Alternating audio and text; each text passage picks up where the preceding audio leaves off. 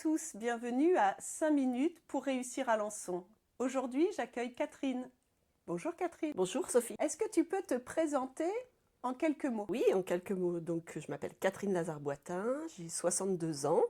Je suis chef de service dans le médico-social depuis 15 ans et préalablement, je travaillais dans la formation pour adultes à l'ISF. En fait, ça fait un peu plus de 30 ans que je travaille sur Alençon, même si je ne suis pas originaire d'Alençon. J'ai 2 enfants que j'ai élevés ici et je suis ravie d'avoir pu élever mes enfants dans cette ville. Et puis sinon, je suis depuis 12 ans maire adjoint de La Lacelle. Mon mandat s'arrête en mars et je souhaitais continuer à pouvoir œuvrer, alors cette fois-ci pour Alençon. Je peux dire pourquoi, parce que effectivement, comme je le disais, mes enfants ont grandi ici, sont nés ici. J'ai trouvé que c'était une ville à taille humaine et sécure, où il y avait plein de choses pour les enfants. Je ne suis pas sûre aujourd'hui que j'aurai ce même regard et je pense qu'il y a des choses à faire pour Alençon. Un mot qui te décrit le mieux. Un mot, c'est court, hein. J'en ai trouvé 3, alors si je peux faire 3, j'ai trouvé résiliente, tenace et tolérante. Effectivement, c'est 3 mots, mais je trouve qu'ils te caractérisent bien. Un petit rituel du quotidien auquel tu tiens. Bah, mon petit café du matin, de préférence sans bruit, sans personne qui me parle. Très important pour bien démarrer la journée. Une chose dans laquelle tu te sens à l'aise. Le chant choral ou le chant toute seule, voilà. J'en pratique depuis plus de 15 ans. J'ai pratiqué au conservatoire d'Alençon, je prends des cours particuliers maintenant. Voilà, c'est quelque chose qui me donne de l'énergie, qui me détend. C'est vraiment mon truc, le chant. Un défaut que tu assumes complètement. La gourmandise, sûrement. Je suis une bonne vivante, j'aime bien manger, plutôt salé que sucré. Voilà, je pense que ça fait partie des plaisirs de la vie, mais il faut faire attention parfois. Et à l'inverse, une qualité. Ça rejoint un peu tout à l'heure ce qui me caractérisait. Il peut y avoir la tolérance comme qualité. Et puis ma capacité à organiser. Je suis quelqu'un qui planifie, qui organise et ça rend souvent service d'avoir des capacités d'organisation. Est-ce qu'il y a un moment récent où tu t'es senti utile? J'ai la chance depuis toute mon activité professionnelle de faire des métiers où je me suis toujours sentie utile.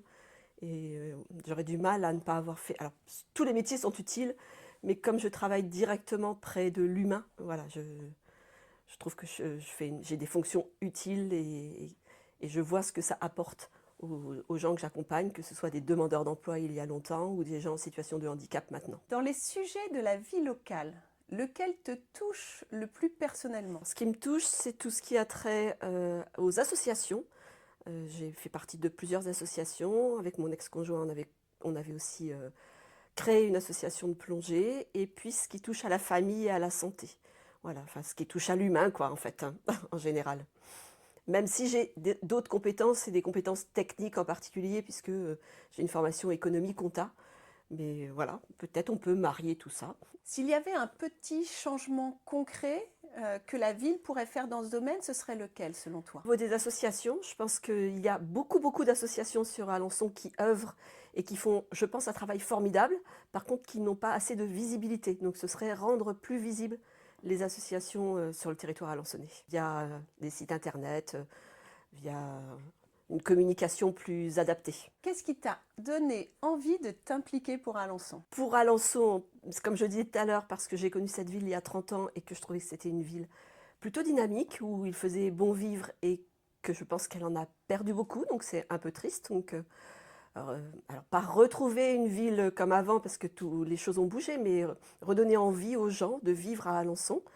Et puis, parce qu'il y a Sophie aussi, que j'ai croisée depuis mes 12 ans de mandat, et que tu m'as donné envie de faire des choses avec toi. Je ne serais pas partie pour Alençon avec quelqu'un d'autre. Voilà, c'est Alençon et Sophie, pour moi, c'est lié. Donc voilà, Merci, ça me touche c'est particulièrement. sincère. Pour terminer, est-ce que tu as une question que tu souhaiterais me poser? Oui, alors justement, on en parle, que je suis venue te voir, enfin, je suis venue avec toi parce que c'est toi, mais aussi parce que tu es sur le terrain tout le temps. Moi, effectivement, ça fait 12 ans que je suis à la Lacelle. Tu es toujours là quand on t'invite, tu viens toujours. Donc, qu'est-ce qui t'anime pour être présente tout le temps sur le terrain? Qu'est-ce qui fait que, quels que soient les événements, tu réponds présent et comment tu fais tout ça? Alors merci de cette question. Comment je fais tout ça? Je le fais parce que j'aime les gens, j'aime partager du temps avec. Et puis surtout, quand tu es élu, les gens qui t'ont élu, c'est pour aussi te voir, pour Mm. échanger.